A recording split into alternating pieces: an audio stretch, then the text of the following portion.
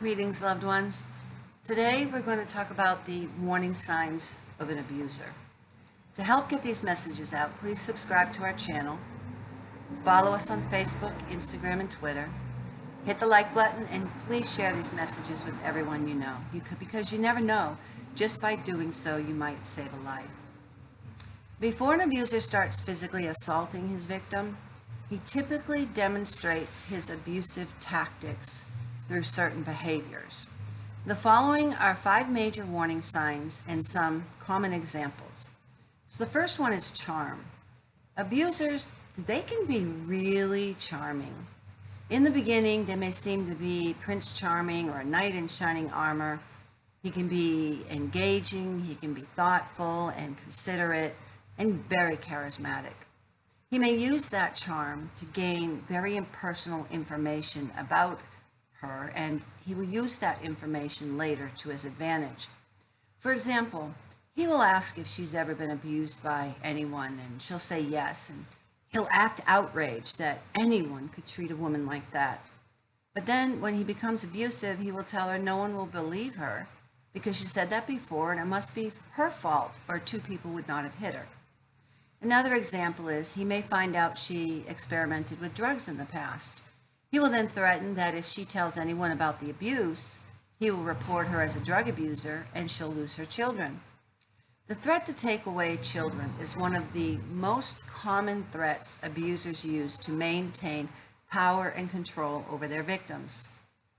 The second one is isolation. Abusers isolate their victims geographically and socially.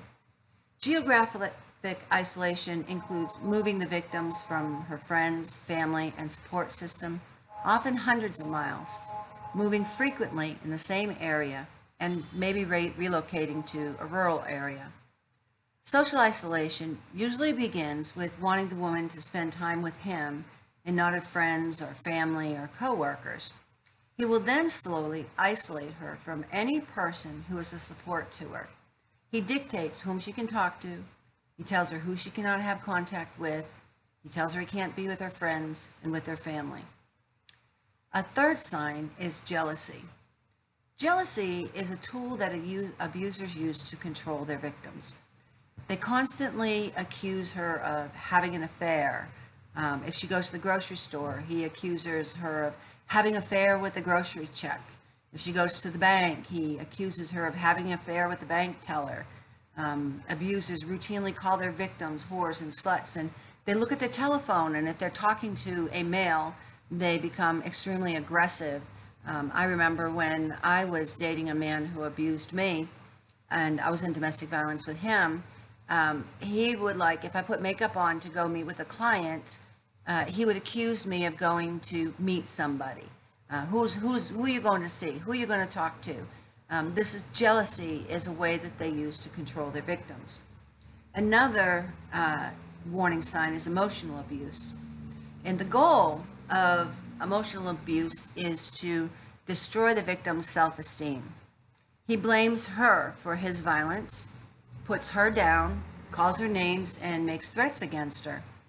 Over time, she no longer believes she deserves to be treated with respect, and she blames herself for his violence. I remember when I was being abused by this guy, I would be like, oh, I have to get home because he's coming home from work. If I'm not there, he's going to cause a scene. Or, it's like it would be my fault. I would be walking on eggshells, doing things to prevent, in the hopes of preventing him from becoming angry with me. And for some survivors of domestic violence, the emotional abuse, this may be more difficult to heal than the physical abuse. The fifth one is control. Abusers are very controlling people. In time, the abuser will control every aspect of his victim's life. Where she goes, how she wears her hair, what clothes she wears, whom she talks to. He'll control the money and access to money. But abusers are also very controlled people. While they appear to go into a rage or be out of control, we know that they are very much in control of their behavior. Here are reasons why we know his behaviors are not about anger and rage. In most cases, he doesn't batter other individuals. The boss who doesn't give him time off, or the gas station attendant that spills gas down the side of his car, he waits until there are no witnesses and he abuses the one that he says he loves. If you ask an abused woman, can he stop when the phone rings or when the police come to the door? And she'll say yes. Most often, when the police show up, he's sitting there calm, controlled, and she's looking hysterical. If he were truly out of control, he wouldn't be able to stop himself when it is to his advantage to do so. The abuser very often escalates from pushing and shoving to hitting in places where the bruises and the marks will not show. If he were out of control or in a rage, he would not be able to direct or limit where his kicks or punches land. So now that you know some warning signs of an abuser, when you see them or get that feeling in your gut that you know something is wrong, know that it most likely is. Follow your gut and investigate. The question is not if you will encounter a victim of violence. The question before God is, what will you do when you encounter them? This series is dedicated in honor of Gabby Pettito, a bright young woman whom the world has lost because of gender violence. You could be the person who saves a life. You are called. We all are called to be champions for justice.